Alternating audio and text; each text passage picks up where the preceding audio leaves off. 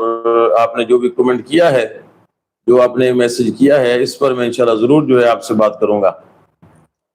اللہ پاک فرماتا ہے ذالک الکتاب لا ریب فیہ، کہ یہ جو کتاب قرآن ہے اس کے اندر کسی بھی طرح کا ریب نہیں ہے۔ ریب کا مطلب ہوتا ہے شک اور شبہ، یعنی کہ جو قرآن پاک ہے اس کے اندر کسی بھی طرح کا شک اور شبہ نہیں ہے، یہ مکمل کتاب ہے، اس کے اندر کوئی کمی نہیں ہے اور کوئی زیادتی بھی نہیں ہے۔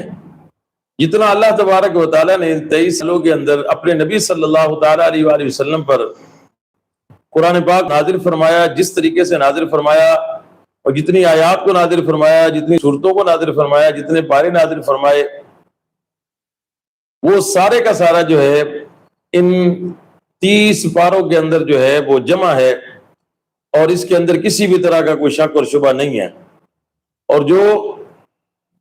قرآن پاک کے اندر کسی بھی طرح کا شک یا شبہ کرتا ہے تو وہ جو ہے اپنے ایمان کو خطرے میں ڈالتا ہے۔ تو باری تعالیٰ فرماتا ہے ذالک الکتاب لا ریب فیہ، یہ جو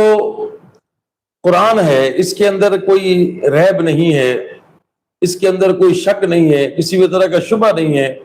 اس میں کوئی کمی اور زیادتی نہیں ہے، جتنا اللہ نے نازل فرمایا وہ سارے کا سارا اس کے اندر لکھ دیا گیا ہے۔